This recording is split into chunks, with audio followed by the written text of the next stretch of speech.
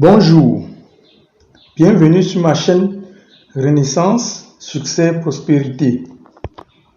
Je suis Merlin Polycam Gefak, ingénieur de génie civil.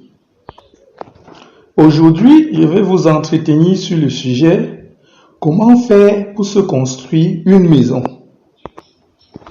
Alors, se construire une maison est la préoccupation de beaucoup de personnes.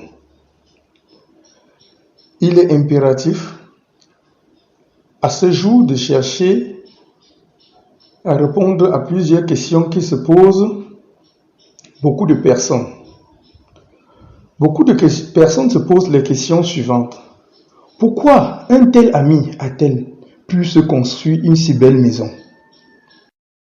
Pourquoi le chantier d'un tel ami est-il arrêté depuis si longtemps? Pourquoi la maison ou l'immeuble d'un tel ami s'est effondré? Pourquoi je ne suis pas heureux dans cette maison?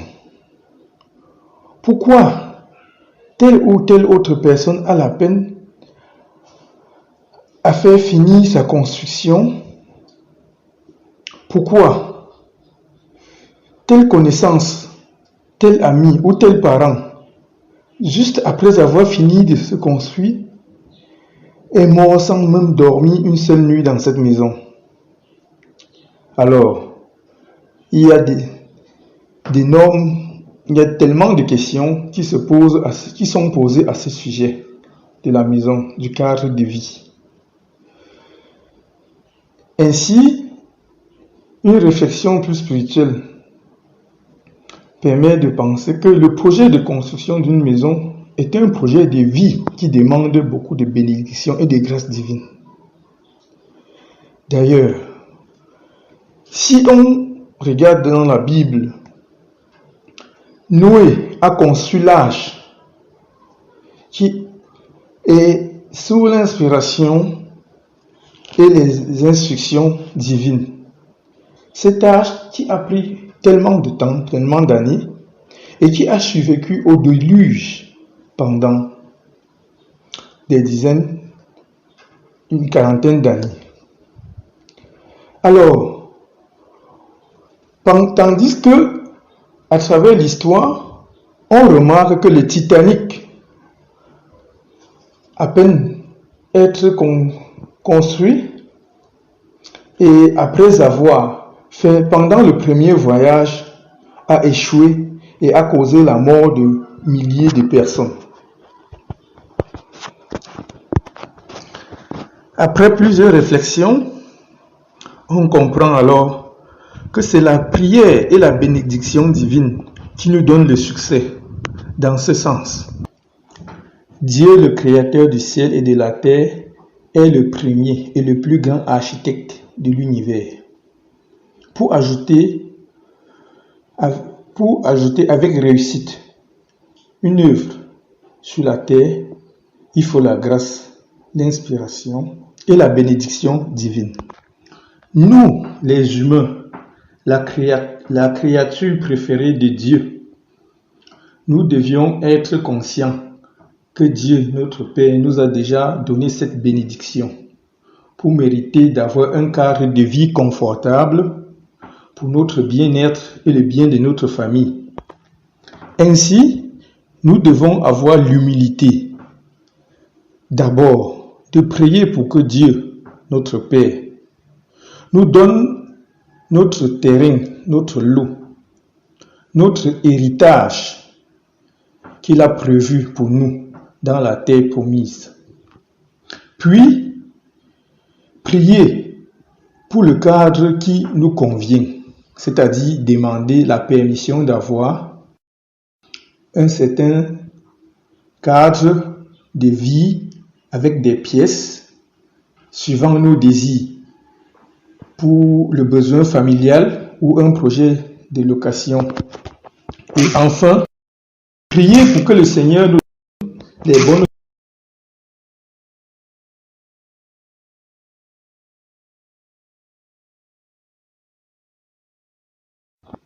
de ce projet.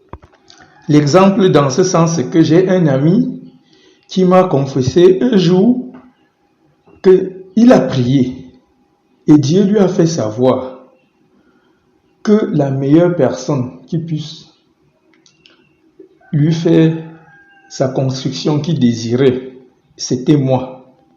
Il était ainsi recommandé par une de ses connaissances à qui j'avais déjà rendu le même service.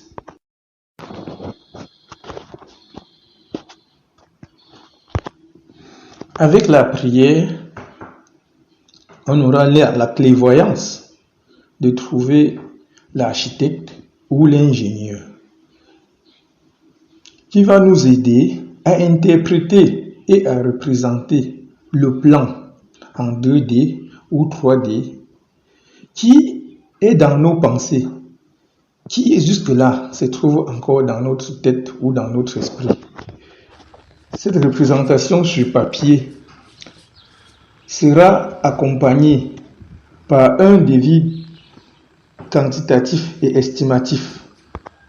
Une fois que ce maître d'œuvre, l'architecte ou l'ingénieur vous produit ce plan avec le devis quantitatif et estimatif qui accompagne, ne vous attardez pas trop sur le montant de ce devis, car il est juste un élément d'accord de base entre vous, le propriétaire, et le réalisateur, l'entreprise ou l'entrepreneur. En réalité, dans l'entendement divin, quand il y a bénédiction, il y a accomplissement. Donc, on ne s'attarde pas des détails. Dieu étant le donateur infini, il s'organisera pour donner les possibilités, quel que soit le temps qu'il faudra pour réaliser ce projet. Alors, quand cette première phase, qui est beaucoup plus spirituelle, s'achève avec succès, le reste suivra dans le succès. La deuxième phase, qui est la phase de réalisation, impose toujours la foi, l'humilité, la confiance, l'harmonie sous le contrôle divin.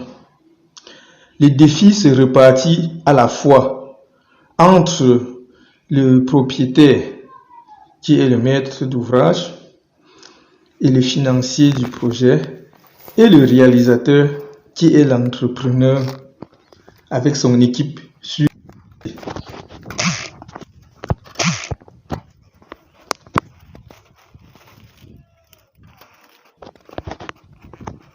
Cette phase, qui est beaucoup plus physique, commence par le paiement des avances de la part du propriétaire, maître d'ouvrage, à l'entrepreneur, suivi des approvisionnements que l'entrepreneur réalise sur le chantier, les recrutements et la mise en disposition sur le terrain ou sur le chantier des ouvriers et des techniciens suivant l'ouvrage à réaliser.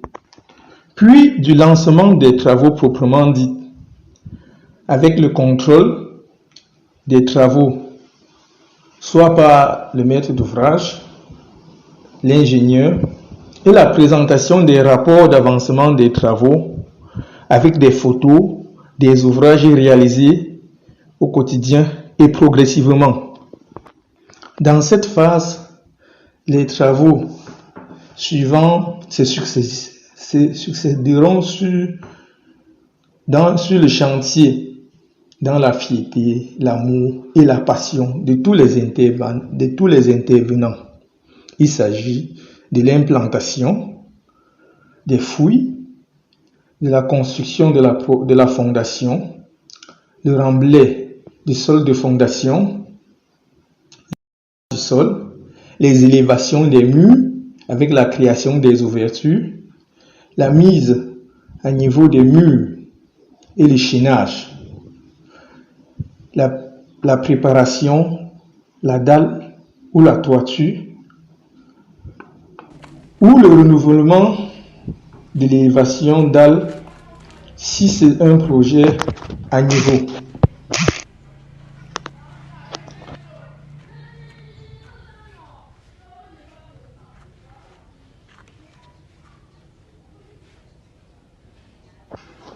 Sous les désirs du maître d'ouvrage propriétaire et encore avec la sollicitation de l'ingénieur, contrôleur des travaux, coordonnateur des travaux.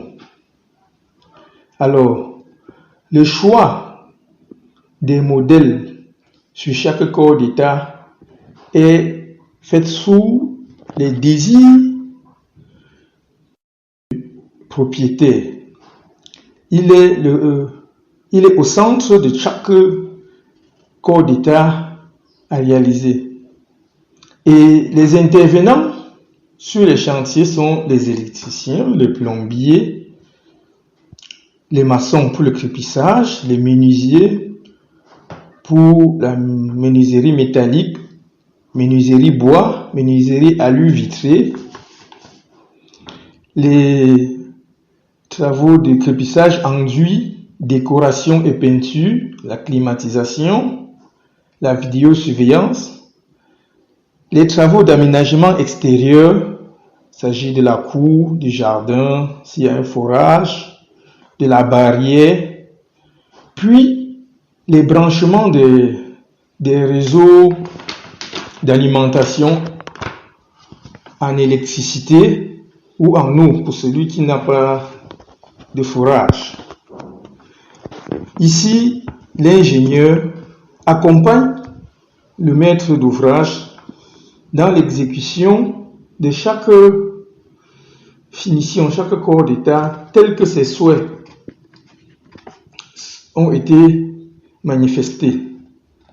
Alors, c'est avec un grand plaisir que je vous ai entretenu sur ce sujet.